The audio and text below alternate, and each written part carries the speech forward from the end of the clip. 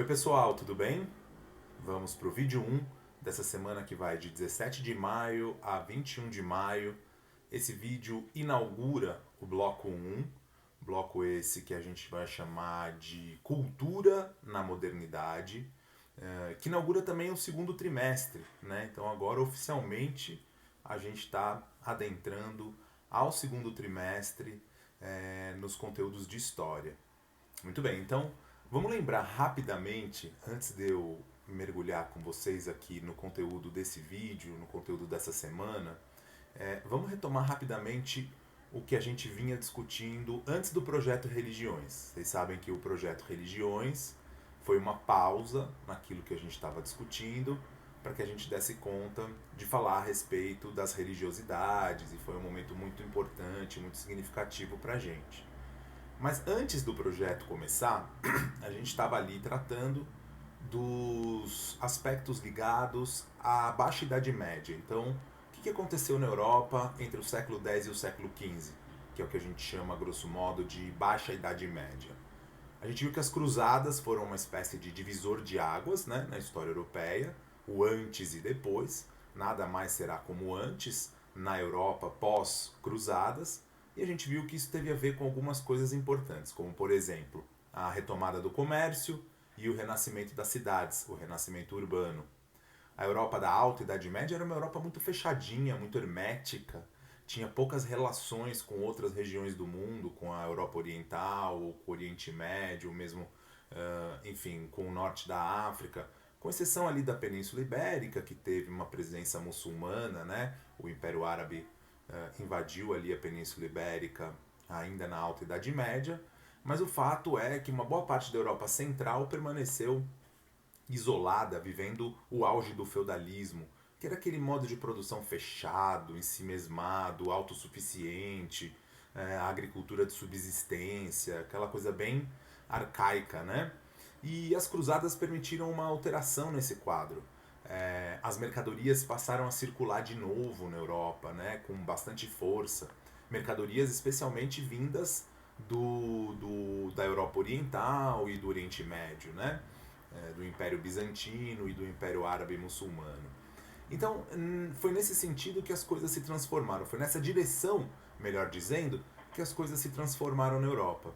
A gente está diante do surgimento, nesse período pós-cruzadas, ainda na Baixa Idade Média, de uma nova classe social. Surgiu ali então a classe dos comerciantes, a burguesia, e surgiu também, então, podemos dizer, um novo modo de produção, né? Ele foi começando a se estruturar. Estou falando do capitalismo na sua fase comercial, é a primeira fase do capitalismo. Essa começa a se moldar ainda na Baixa Idade Média, a gente chama de pré-capitalismo, e vai atingir o ápice durante a Era Moderna, né? Esse capitalismo comercial, chamado também de mercantilismo.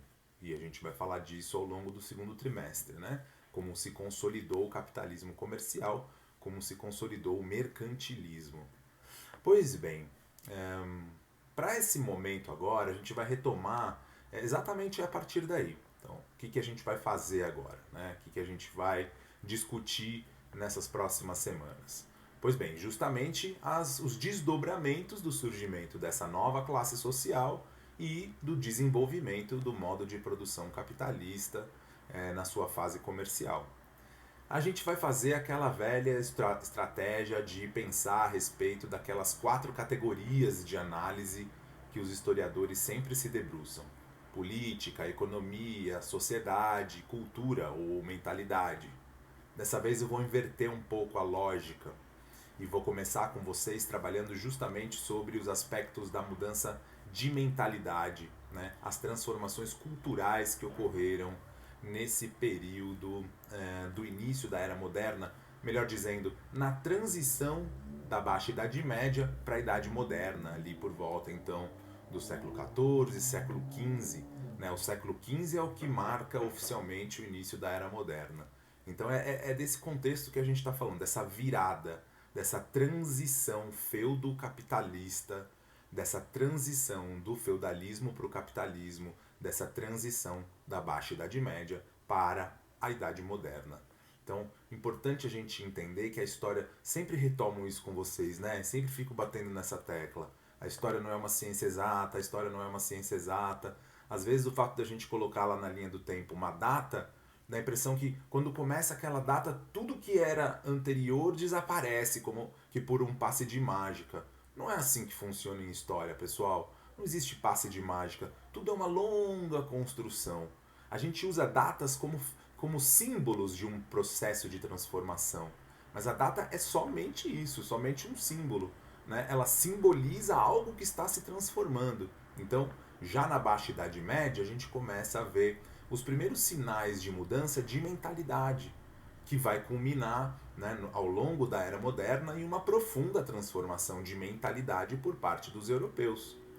O primeiro tema que a gente vai analisar nessa semana é exatamente o renascimento. Só que agora não é mais o renascimento comercial que a gente vai falar, nem o renascimento urbano, mas os desdobramentos desse renascimento comercial e urbano no plano cultural, no plano das ideias, da mentalidade, da forma de olhar o mundo por parte dos europeus.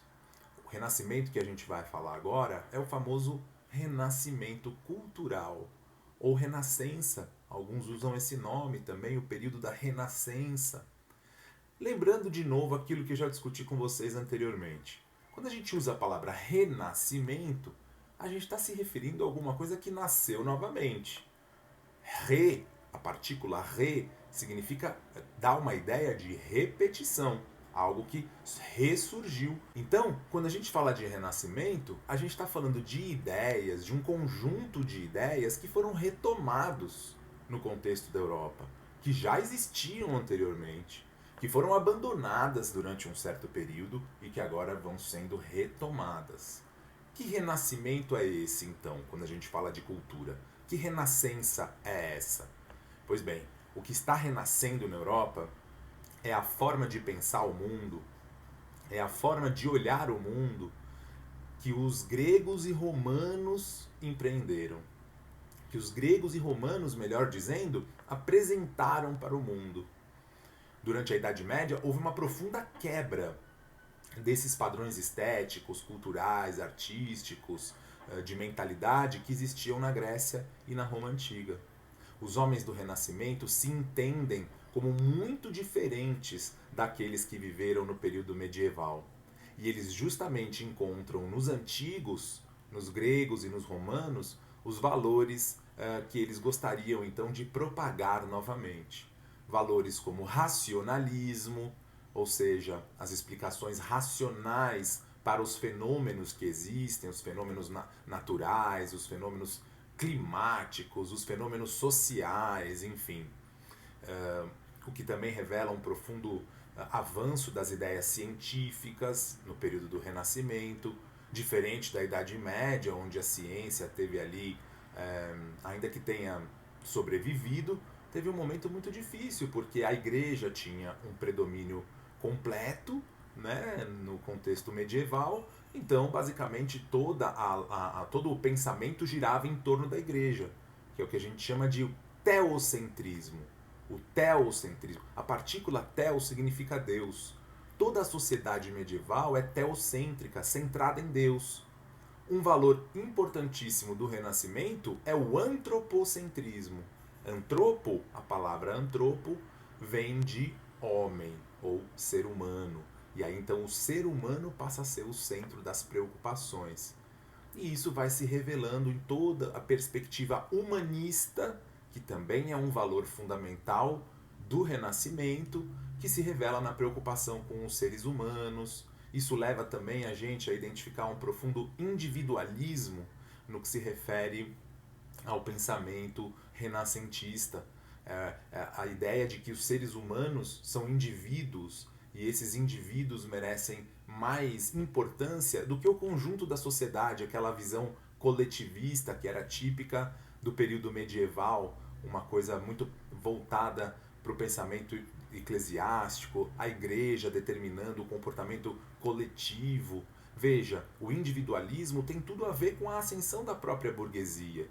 A burguesia é uma classe social que se eleva graças ao seu esforço individual. Esse é o discurso. né? Eu cheguei aonde cheguei porque me esforcei, tive esse mérito, corri atrás. Enquanto que durante o período medieval, essa perspectiva individualista simplesmente não existe. Simplesmente não faz sentido, já que tudo é coletivo, tudo é determinado pela coletividade imposta pela igreja. Então a gente está num momento de profundas transformações. E é de novo, gente, lembra que eu fiz uma brincadeira lá atrás, né? Nas últimas semanas, antes da gente começar a falar do projeto Religiões, eu disse que boa parte das perguntas que eu fizer de agora em diante, a resposta sempre vai passar pela burguesia. E o Renascimento, com o Renascimento, pessoal, não é diferente. Né? A gente sabe que boa parte do desenvolvimento cultural, do desenvolvimento científico, foi patrocinado pela burguesia porque interessava muito para a burguesia o desenvolvimento artístico científico. As artes eram uma forma de demonstração de status. Então você vê a figura do mecenas, por exemplo. Os mecenas eram aquelas figuras que patrocinavam os artistas. Eles eram burgueses, gente muito enriquecida pelas atividades comerciais, pelas atividades bancárias. Tudo isso então gerou uma profunda aproximação da burguesia com o conhecimento científico, com o conhecimento artístico. A gente está falando de um novo momento crucial nesse sentido. E aí faz sentido a gente pensar também que a Itália é o grande berço do surgimento das ideias renascentistas, porque a Itália sempre foi uma espécie de exceção à regra da Europa medieval. Enquanto a Europa central era o auge do feudalismo, daquela estrutura toda ela muito fechada, daquela coisa em si mesmada, autossuficiente, a Itália sempre guardou ali alguma relação comercial com o Oriente Médio, enfim, as cidades italianas sempre foram muito proeminentes no que se refere ao desenvolvimento comercial. As cidades jamais desapareceram, né? O princípio da vida urbana nunca desapareceu completamente na Itália, ou no que viria a ser Itália mais para frente. Nesse momento a gente não pode falar num país chamado Itália, mas ali na região, né, da Península Itálica, a gente tem então os primeiros artistas do Renascimento. Nomes muito famosos, eu sempre brinco, né, em relação às tartarugas ninja. Então a gente tem lá o Leonardo, uma das tartarugas ninjas, Rafael, Donatello e Michelangelo. São 4 nomes de artistas italianos do Renascimento. O Leonardo é simplesmente o maior símbolo do Renascimento, que é justamente o Leonardo da Vinci. E por que o Leonardo da Vinci é um grande símbolo do Renascimento? Justamente porque ele congrega um princípio universalista, de conhecimento universal. Então o sujeito era ao mesmo tempo pintor, escultor, inventor, cientista, desenhou protótipos incríveis de paraquedas, de helicóptero. É claro que isso nunca chegou a existir, mas enfim, são protótipos. O sujeito era de uma mente muito inventiva. Ele é uma grande síntese desse pensamento renascentista, né? É uma figura ímpar nesse sentido. Então a gente está falando de nomes muito importantes que se relacionam com as artes plásticas, mas não somente. Então olha que interessante. Da Península Itálica, né, da Itália, o Renascimento foi se espalhando por toda a Europa. Chegou na Inglaterra, chegou em Portugal, chegou na Espanha. Então, nomes muito conhecidos da literatura também fizeram parte dessa mentalidade renascentista. Né? As suas obras literárias foram permeadas por esses valores. Individualismo, racionalismo, enfim, esses valores renascentistas. Exemplo, inglês, William Shakespeare, grande nome da literatura inglesa de todos os tempos, um dos maiores nomes da literatura mundial de todos os tempos. É o nome do Renascimento. Luís de Camões, um sujeito interessantíssimo também, autor de Os Lusíadas, uma obra escrita em Portugal no contexto das grandes navegações, um tema que a gente vai estudar melhor no terceiro trimestre. Então, Luís de Camões revela em suas linhas, em suas obras, essa profunda transformação gerada pelo comércio, gerada pela acumulação de capital, pelo desenvolvimento do capitalismo na sua fase mercantilista. Outro exemplo maravilhoso, vindo da Espanha, Miguel de Cervantes, autor do clássico Dom Quixote de la Mancha. Dom Quixote, a obra máxima do gênio Miguel de Cervantes, é uma grande crítica às novelas de cavalaria tão típicas da Idade Média. O Dom Quixote é um maluco, é um sujeito que acha que é um grande cavaleiro, mas na verdade não é um Zé Ninguém. Ele enxerga gigantes com quem ele vai lutar, mas na verdade é só fruto da imaginação dele, ele é maluco, então na verdade são moinhos de vento.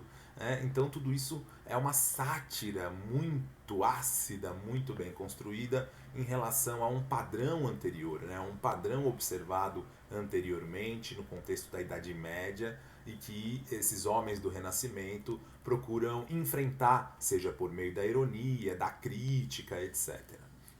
E também a gente vai perceber que o Renascimento não se restringiu à literatura ou às artes plásticas ou às esculturas.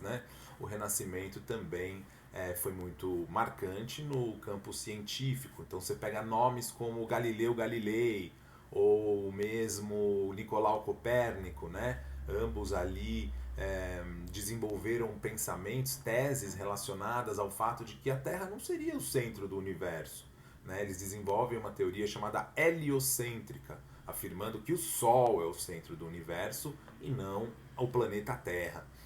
Por conta disso, o Nicolau Copérnico acabou morto pela Igreja pelo atrevimento de dizer algo que supostamente contradizia as Sagradas Escrituras, aquilo com que a Igreja não concordava, era punido da forma mais radical possível. No caso do Copérnico, ele pagou com a própria vida. E o Galileu Galilei, que também foi na mesma linha de defender o heliocentrismo, só não teve o mesmo fim justamente porque acabou ali na hora H retirando o que disse, para salvar a própria pele, para salvar a própria vida. Ele acabou então retirando o que disse, quando na verdade ele certamente não perdeu a convicção naquilo que ele afirmava, mas para salvar a própria vida acabou então cedendo à pressão da Igreja. Isso faz a gente pensar que a Igreja, apesar de ter ali, de viver um momento de alguns questionamentos, continua tendo um poder muito grande. Veja, dizer que a sociedade deixou de ser teocêntrica, ou foi gradativamente perdendo, o teocentrismo foi gradativamente perdendo força, não significa dizer que as pessoas do dia para a noite viraram ateias, ou que elas simplesmente desistiram de seguir a religiosidade. Muito pelo contrário, se a gente pega grandes obras do Renascimento, grandes artistas do Renascimento, eles produziram suas obras no interior de igrejas. O teto da Capela Sistina é um ótimo exemplo. Então a temática de Deus está sempre muito presente nas obras do Renascimento. O que acontece é que existe um afastamento em relação a alguns conceitos da fé, alguns dogmas do catolicismo que começam também a já soar muito ultrapassados, alguma coisa que já não interessa mais muito, especialmente para a burguesia. E isso deixa um gancho aberto, uma porta aberta para a gente discutir o que virá na próxima semana, que é justamente a Reforma Protestante, o momento em que a Igreja Católica assiste surgir no seio da sua instituição, dentro da própria Igreja, novas denominações cristãs que romperam com a hegemonia católica. Mas isso não significa que as pessoas deixaram de acreditar em Deus. Apenas houve uma diminuição da força da Igreja tal como ela tinha no auge da Idade Média. Enfim, acho que já falei bastante nesse vídeo. Temos aí bastantes questões para a gente tratar nas nossas aulas síncronas, nos nossos encontros presenciais, enfim, e também nos momentos assíncronos.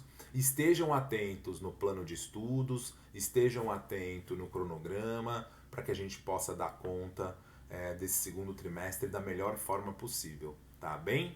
Então vou me despedindo por aqui, agradecendo como sempre a atenção de todas e todos, e a gente vai se vendo então nos próximos vídeos, nossos próximos encontros. Tchau, pessoal!